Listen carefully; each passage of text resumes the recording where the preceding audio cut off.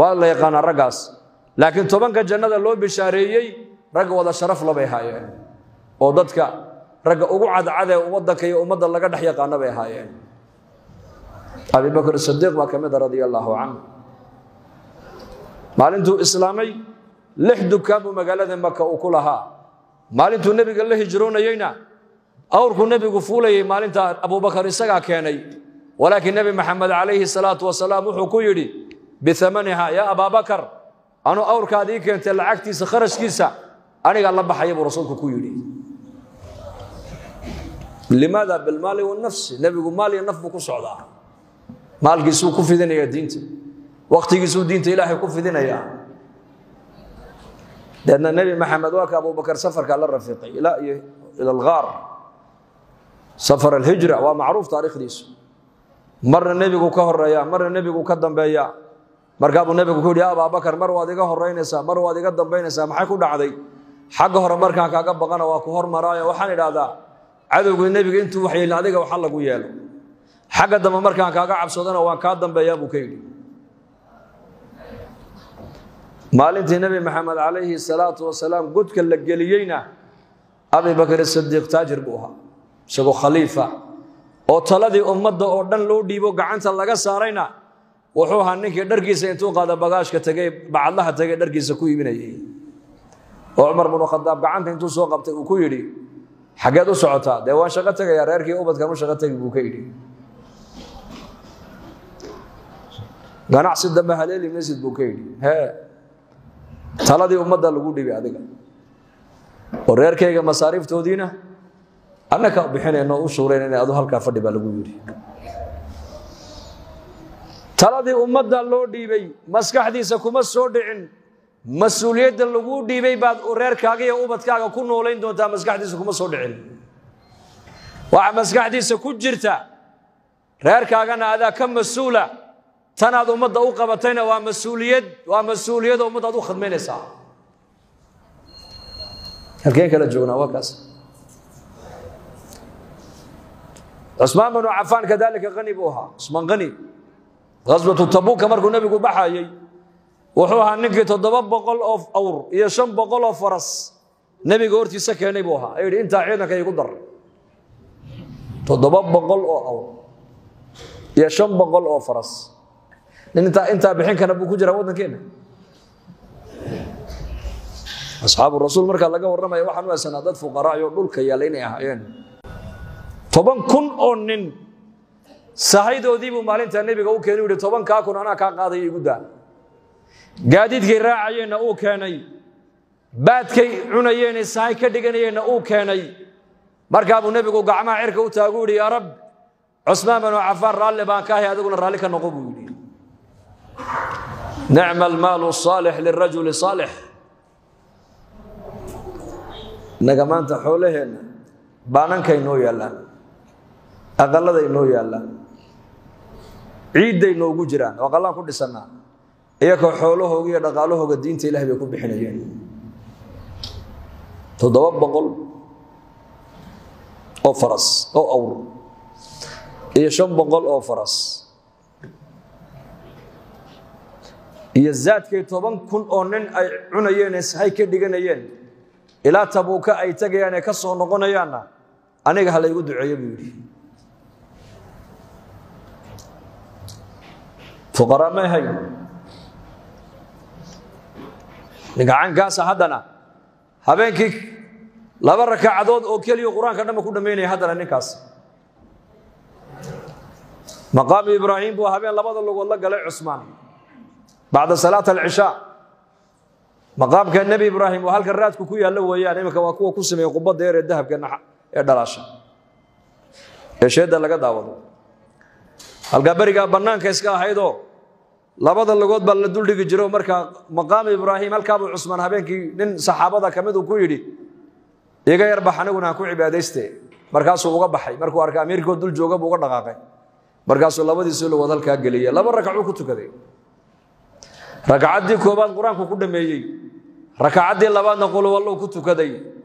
aadaankii fajrkiina wallahu adimay adduunyadana tujaar bay haayeen oo xoolaha inta leeg bay diinta ku bixinayeen aakhirada markay noqoto iyo cibaado markay noqotona quraanka dhan rakacad buu ku khatimayay nimankii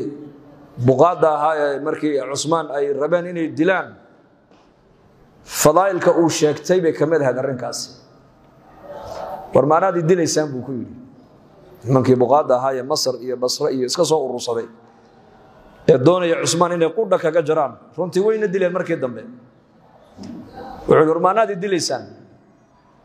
miyaanadi ogeyn buu laba gabdhood oo nabi uu dhalay in aniga la ii dhisay oo tani markay iga dhimatay tii labaad uu nabigu ii dhisay tii labaad markay iga dhimatayna uu nabigu yiri ina saddexaad oo ina Muhammad haday noolaan lahayd Usmaanow waan ku guurin lahaa buu nabigu kaleey salaatu wasalaam awwaliin iyo aakhiriin waa ninka kaliya laba gabdhood oo nabi uu dhalay ay xaasul noqdeen baa leeyahay taariikhda nin kale oo galay ma jiro caalamka ugu kaligii buu taariikhda ku jira Usmaan ninkaas aan ahay wadi aniga maxay iga dilaysaan warmiyaan adi garanayn buu waxaan ahay mujahhiz jaysh al-usra ciidankii cuslaa ee nabi maxamed uu hor socday 30 kun ahaa ninkii sahaydooda diyaariyay ciidanka xambaaray ee gaadiidkay raacayeen iyo sahayday ku baxayeen keenay baan imaad garanayn buu ku yiri waraniga miyaan adi garanayn buu ninkii bi'r mauna maalintii ansaar muhaajiriintu nabiga u yimaadeen ay yiraahdeen magaalada Madiina biyaheega waa la iibiyaa anaguna lacagan biyaha ku gadana ma haysano waxaan ahay ninkii nabi maxamed ku yiri ceelka bi'r ruuma aniga keenaye nabi allow ceel jannada ku yaala hal igu ballan qaado ee ceelka ninkii lahaa intuu u tagay 30 kun diinaar intuu siiyay furaha ka soo qaaday nabiga u keenay ku yiri yaa rasuulullah ceelkaasi waa waqaf muslimiinta abba hadhaasada biisa kuwaas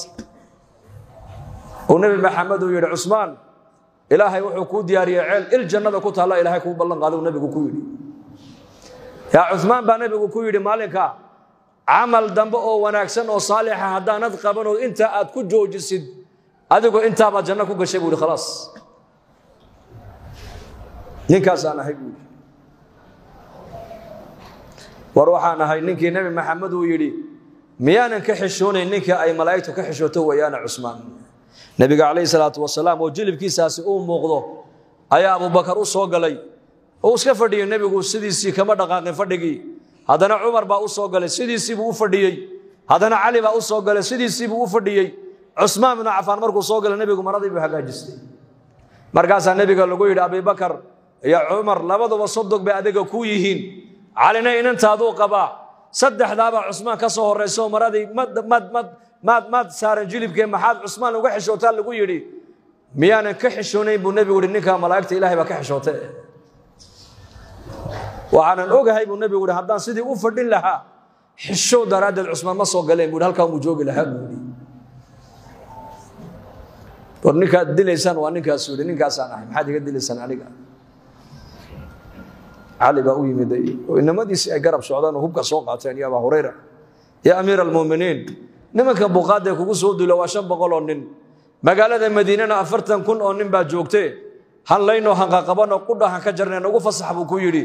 wuxuu yiri may dhiig islaam magaalada Madiina ku daadan maaye haday aniga ay dilayaan hay dilaan haday aniga ay dilaan buu yiri aniga nabiga ay sheego igu yiri qamiiska ilaahay ku galiyay bay damci doonaan inay ka saaraan hadaad Usmaan oo qamiiska aad iska saartid buu nabigu yiri aniga ay arki meesida ugu qiyaamaha ila kulmi meesida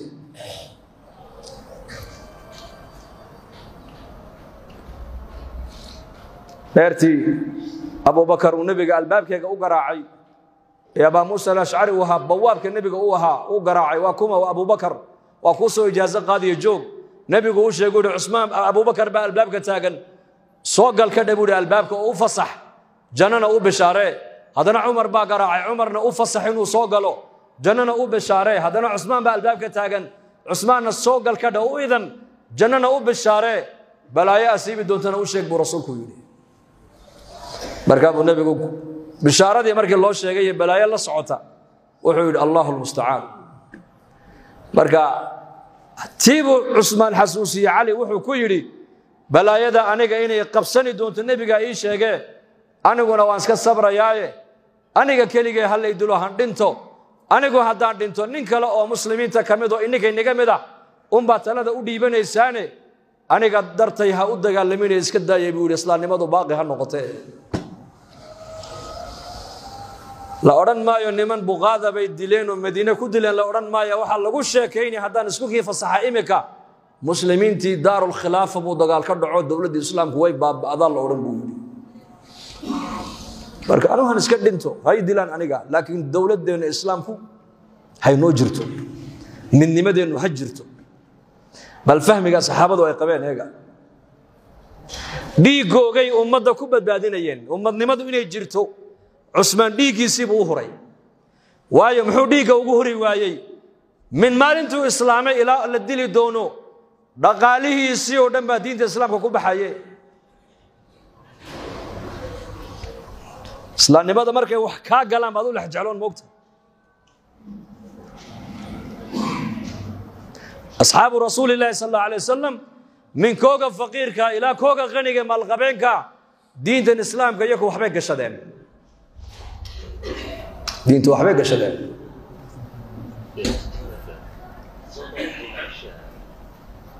faqataluhu dadna Usmaan sidaasay ku dileen ragay waliba uu soomana maalintii la dilaayay isagoo sooman bay dileen markaas ragii u yimid ugu dambeysay u yimid wuxuu ku yiri xaq hadaan nigu leeyahay anigu amiirkiini aan ahay aqaladiina fariisa seeftan iska dhiga buu ani hay difaacina waayo nabiyullaahi muhammad alayhi salatu wassalaam ya abi bakr ya umar ban ku manaamay waxay ugu yiraahdeen Uthman oo maanta anaga nala afuri doontaa marka anigu waan socdaa buu yiri ma joogay adduunkan meel fiican waan marayaa marka aniga dartay ha u dagaalamina buu yiri aniga magacayga dhiig islaam ha ku daadanina halkiina jooga buu yiri aqaladiina fariista markaad maqashaan Uthman waa la dilayna inagu shuuraysto amiir muuminiinta u doortay buu yiri taladu inay naga guuya koonu noqon meesay dhiigiisii buu ku badbaadinayaa dadnimada iyo dawladnimada islaamku inay jirto inagana zamankeena wuxuu leeyahay diinta maxay ka galay buu kooran diinta maxay ka galay diinta waran waxba kaama galin aqli kaama galin oo dhaqaale kaama galin oo waqti kaama galin oo dhiig kaama galin oo dheecaan kaama galin laakiin qabiilka hadii la caayo waa damqan darkaad ka dhalatay hadii la caayo oo la taabto dhiig kar baad yeelo dhiig wadnaha ku kici way reetolka maxaad ugu damqanaysaa qaaraankaad ku bixisaa iyaga islaamnimada se waxba kaama galin iyaga islaamnimada waxba ka galay min maalinkuu islaamay Usmaan ilaa maalinkii la dili doono dhaqaalihiisa oo dhan diintu ku bixinayay meesha xoogiisii dhaqaalihiisii aqligiisii uu ku baxay inuu naftiisa ku badbaadiyana diyaar buu yahay waana hay dilaan laakiin midnimadeenu ha jirto ani hay dilaan laakiin magaaladii Madiina dagaal ka dhacayaan la maqlin aniga hay la dilo han ka taga adduunka laakiin islaamku way haystaan ka tago laan agtooda diinta qiimo lahayd yaka